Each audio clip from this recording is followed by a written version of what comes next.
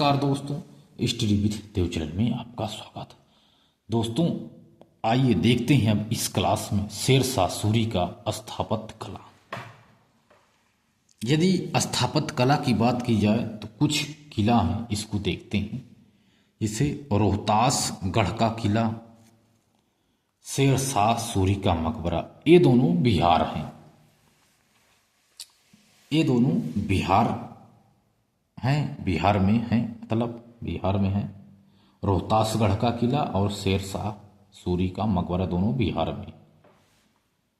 एक है दिल्ली का पुराना किला। किले के अंदर किला ए कुहना नामक मस्जिद का निर्माण भी शेरशाह सूरी ने करवाया था।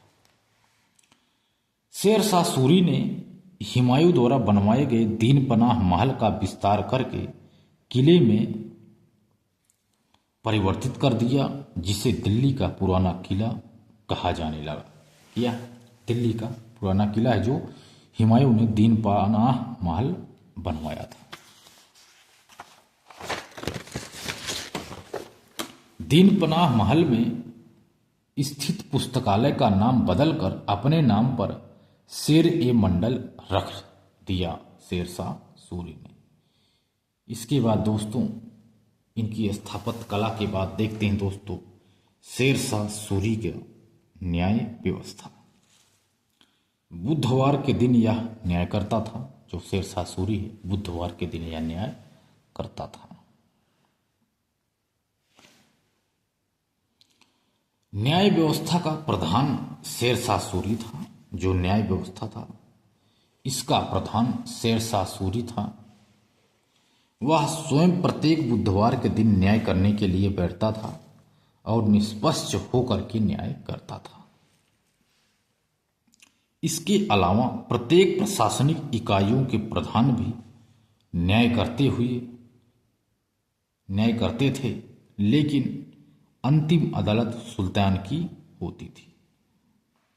मतलब प्रत्येक प्रशासनिक इकाइयों के प्रधान भी न्याय करते थे, लेकिन अंतिम अदालत सुल्तान की ही होती थी। एक नोट है दोस्तों, शेरशाह सूरी कुशल सेनापति एवं योग्य प्रशासक था। यानी बाबर नहीं था कुशल, लेकिन यह कुशल सेनापति एवं योग्य प्रशासक था। इसके बाद देखते हैं दोस्तों शेरशाह सूरी के उत्तराधिकारी। शेरशाह सूरी का पुत्र है जफर खां। यह इस्लाम शाह की उपाधि धारण किया था। 1545 से 53 ईस्वी के बीच यह शासन किया था। जफर खां के बाद फिरोज शाह 3 दिन के लिए बनता है। इसके बाद फिर इनके मामा मुबारक खां बनते हैं। मुबारक खां के बाद इनका भाई इब्राहिम खां ने शासन किया था। इसके बाद देखते हैं क्या है।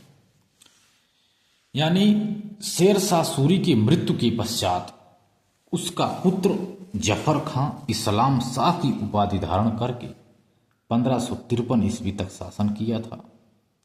इसके बाद फिरोज खां इस्लाम शाह का उत्तराधिकारी हुआ, किंतु फिरोज खां का मामा मुबारक खां ने तीसरे दिन ही फिरोज खां की हत्या करके मोहम्मद आदिल शाह सूर की उपाधि धारण करके शासन करने लगा।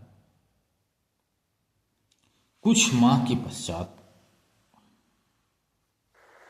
उसका भाई इब्राहिम खां ने मोहम्मद आदिल शाह सूर से आगरा और दिल्ली को छीन लिया और मोहम्मद आदिल शाह सूर ग्वालियर में जाकर शासन करने लगा।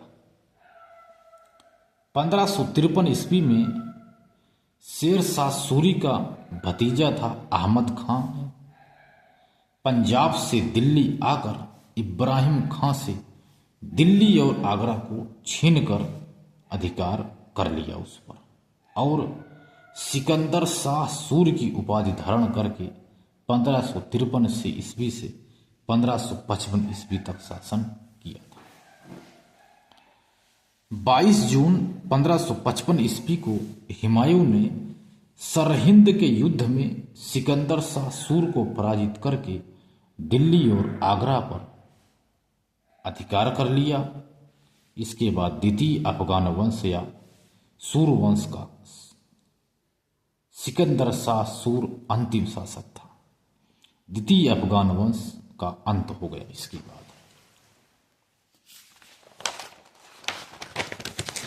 एक था दोस्तों हेमू, जो 1556 ईस्वी में आया था, 1556 में ही चला गया, समझ लो, राज्याभिषेक किया हुआ था इसका। हेमू एक था रेवाड़ी हरियाणा का नमक व्यापारी था। हेमू वह वैश्य जाति का था, वैश्य यानी बनिया जाति का था हेमू। उसका मूल नाम था हेमचंद्र यानी हेमू। इस्लाम शाह की सेना में भर्ती हुआ। इस्लाम शाह की सेना में भर्ती हुआ और पदोन्नति करता हुआ वह मोहम्मद आदिल शाह सूर का सेनापति एवं वजीर बन गया।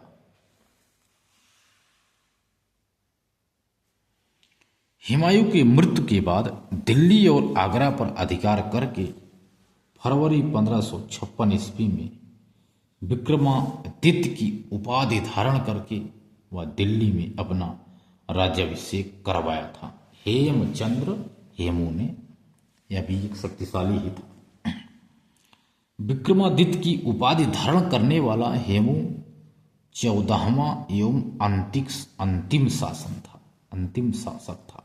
इसके बाद किसी ने विक्रमादित्य की उपाधि धारण नहीं किया था, यानी विक्रमादित्य की उपाधि धारण करने वाला यह अंतिम था और 14वां शासक था।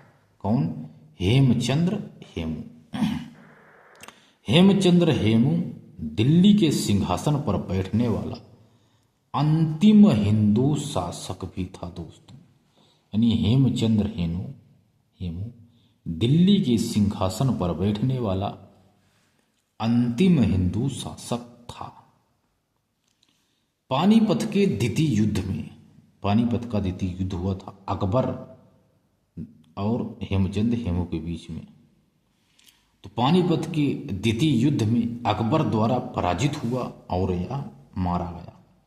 दोस्तों देखा हमने द्वितीय अफगान वंश या सूर्यवंश पूरी तरह से कंप्लीट हो गया है। जो मुगल वंश के बीच में ही 15 वर्षों का एक कार्यकाल आता है हुमायूं के बीच में, जो हमने पूरी तरह से इसको कंप्लीट किया। इसके बाद दोस्तों अगली वीडियो में शुरू करेंगे जलालुद्दीन मोहम्मद अकबर। तो दोस्तों अकबर को अगली वीडियो में पढ़ते हैं। तो दोस्तों मिलते हैं और बेहतरीन क्लास में, तब तक के लिए धन्यवाद।